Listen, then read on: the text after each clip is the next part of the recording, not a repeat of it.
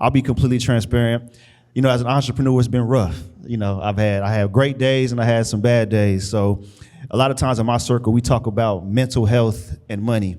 I always say that money can't buy you happiness, but it can buy you peace.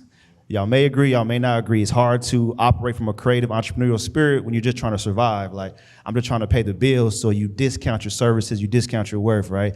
So I kind of want to get your individual aspects of mental health and money and how you deal with, you know, money when you're not in the right mind frame. So just kind of give us some tips. We'll start here and go past if anybody else wants to chime in as well. First and foremost is you have to separate your personal identity from the amount of money you have. I mean, we're taught to do that by the stuff that we get. And even growing up, we're measured outwardly in our communities and home and school by the stuff that you have. And that's where I think that, see, I've traveled a lot around the world. And I've been in communities and countries where they had nothing, but they were happy. And I think that when we remove ourselves from the stuff, it's easier to find peace and find happiness. And it's so much better for your mental health, because being entrepreneurs, it's feast or famine.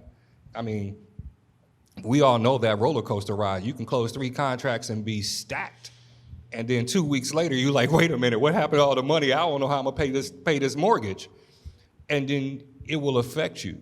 But if you learn to just stop putting so much emphasis on the stuff, and we do this so much, you know, it's the stuff for Christmas, it's the stuff for our kids, the stuff for the people we love and care for, like that one day is gonna erase the other 364 days. I think that if we learn to do that more so, it's such an easier path to both financial health, mental health.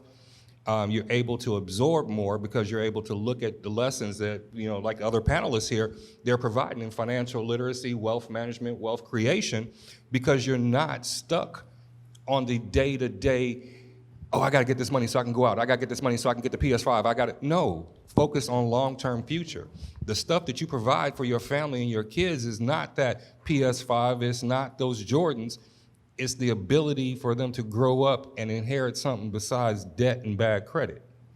That will help your mental health, and that'll bring you peace and a lot of happiness.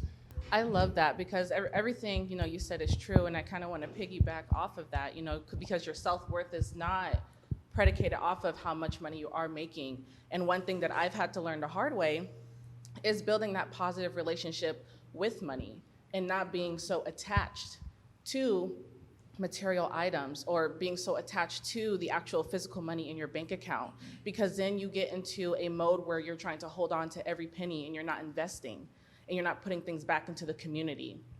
And so one thing I realized is that when it comes to your mindset and your mental health around money, it's really just focusing on the vision and focusing on the people versus how much money I can make, how many people can I impact, and everything will come full circle. I think mental health, when it comes to money, all starts with your perspective. For myself, growing up, I grew up in a single-parent household. My pops went to prison when I was 8 years old. So for me, when I was told I was a man of the house, the first thing I'm thinking about is, how can I provide for my mom, for my older sisters, because I'm the youngest, only male. And for me, is being able to see money as a tool, as a resource. It's a way for me to be able to build the future I want to have, but it got to start now. So I feel like from there, it always drove me to have a sense of urgency, not a sense of, laziness. I always had a drive of anxiety and stress. And a lot of people feel like, we talk a lot of times, you shouldn't be stressing now. You shouldn't have anxiety. Well, I feel like you actually should have a sense of fire under your butt. You should have some anxiety, thinking at night, how I'm going to provide for my family and give back, but also having that peace to know, you know what? I'm working towards these opportunities every single day so I can have financial peace, so that way the money I have provides more options. That's really what it is. I'm just trying to create a lifestyle so that way I have more options. Not that I need to have the biggest house, the most luxurious car, anything like that. I still want to live like I'm living now when the wealth is I aspire to be. But it's more so saying that if I choose to want to do this, I have the means in which to do it, to use money as an exchange. And I think that's the best thing that we could do when it comes to mental health, is understanding, putting money in perspective, understanding that it's a priority, but it's not the all by all means in life, but using it to create the lifestyle and the future that you want to have for yourself and for people that come after you. This is a great question. People that have a hard time dealing with money, finances, with their business, try to use money to replace God. And money can't heal your childhood traumas. And a lot of us use money as a way to prop ourselves up because we don't deal with the true childhood traumas.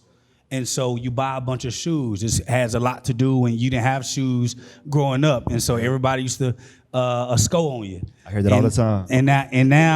And now you like, I got all the shoes, but don't nobody care.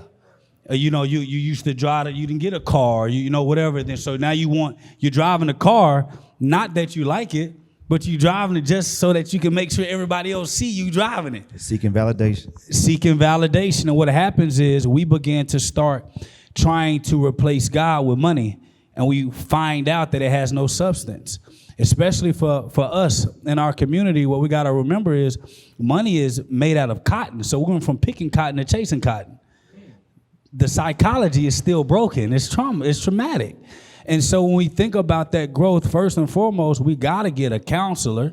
We should be in counseling. We should be talking to somebody that can help us deal with these childhood traumas, because these childhood traumas are causing us to make childlike mistakes with our finances, which cause us to make worse mistakes with our families, and we end up in the same situation over and over again. And so I think to eliminate that, we have to address, like, yo, why am I buying this?